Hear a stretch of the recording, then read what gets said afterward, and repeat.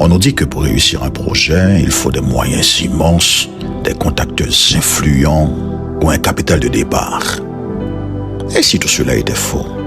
Et si la clé de votre réussite ne se trouvait pas dans ce qui vous manque, mais dans ce que vous possédez déjà, là, sous vos yeux? Bienvenue dans ce premier numéro de notre série de méditation. Aujourd'hui, nous plongeons dans l'une des stratégies de réussite les plus puissantes de l'histoire, la validation de l'idée. Nous allons explorer ensemble le secret de l'huile de la veuve que nous trouvons dans 2 Rois chapitre 4.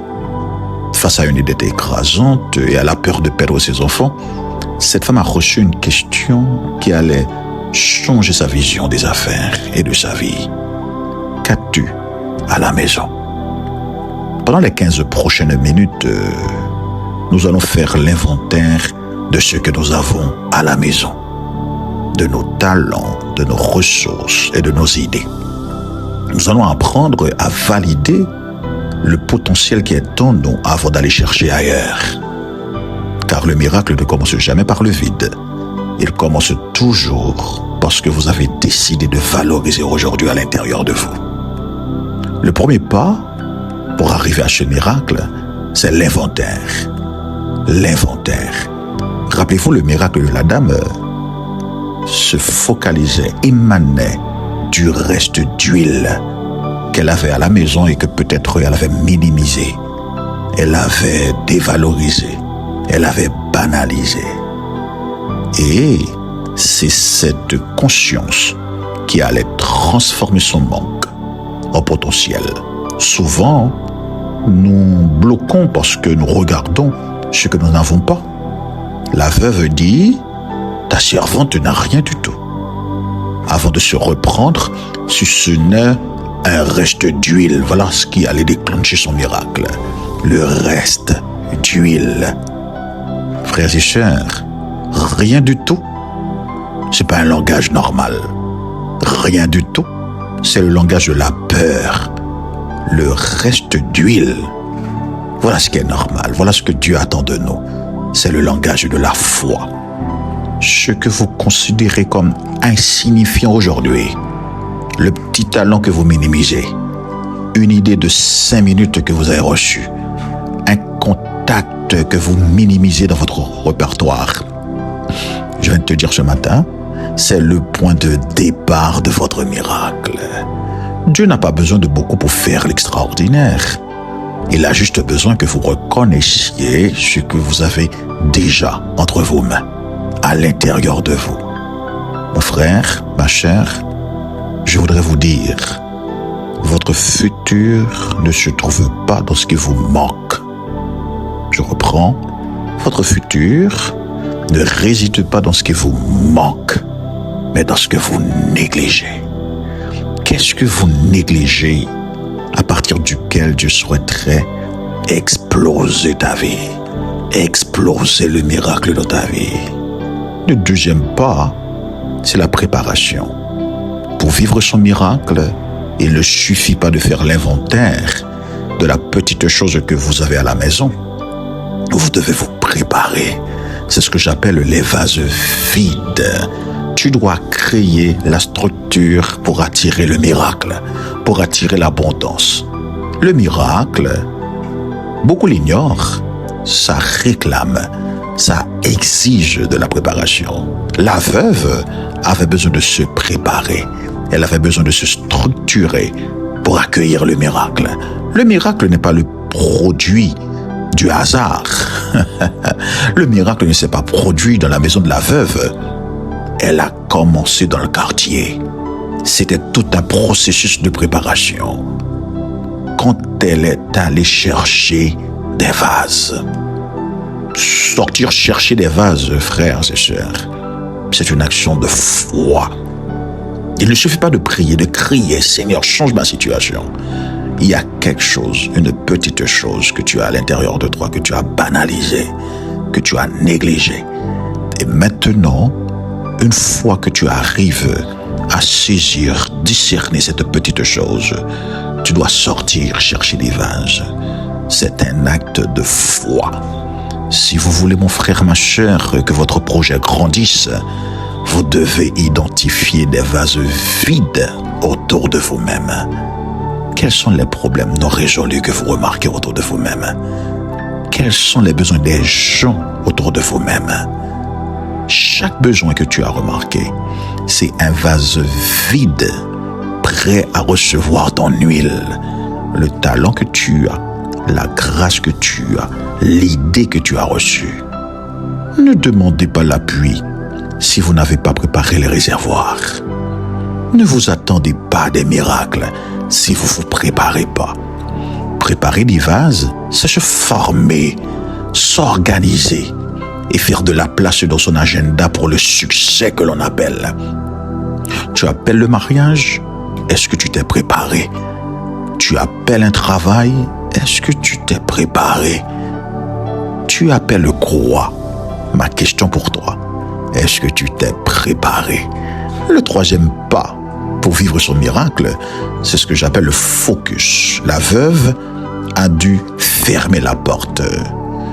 Alléluia. Le miracle, mon frère, non seulement a besoin de l'inventaire, il a besoin de la préparation, il a besoin aussi de la protection. C'est ce que j'appelle la protection du processus. C'est le point le plus stratégique. Le prophète avait dit à la dame, entre, ferme la porte sur toi et sur tes enfants. La question, pourquoi fermer la porte? Vous savez, parce que la multiplication, c'est un processus fragile au début.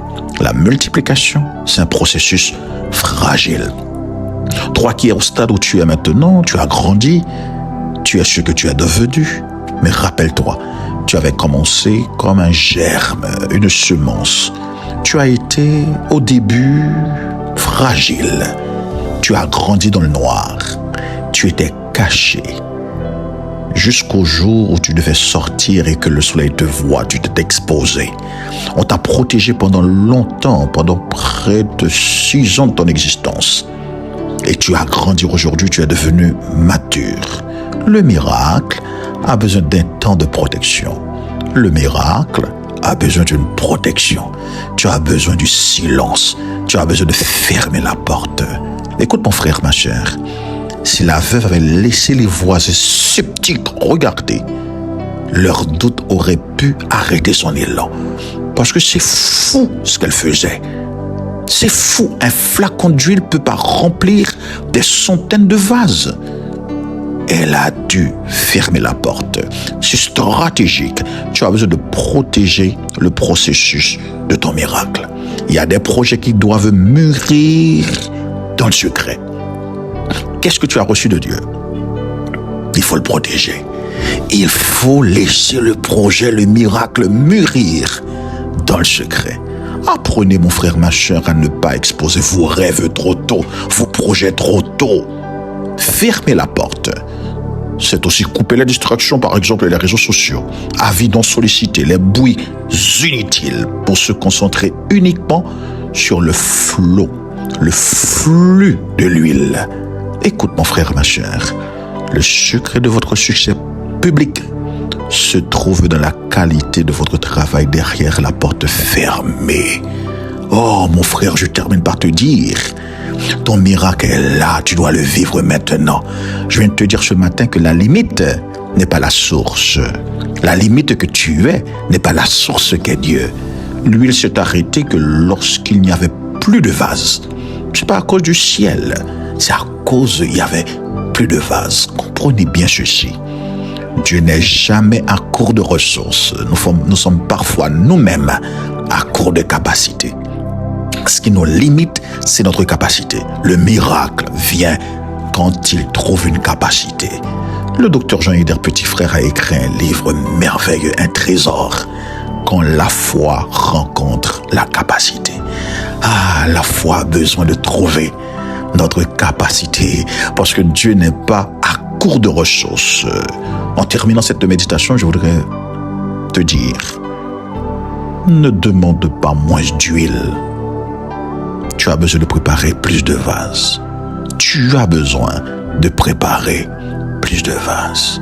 Maintenant, ferme les yeux et déclare avec moi. Si tu veux, tu peux lever la main.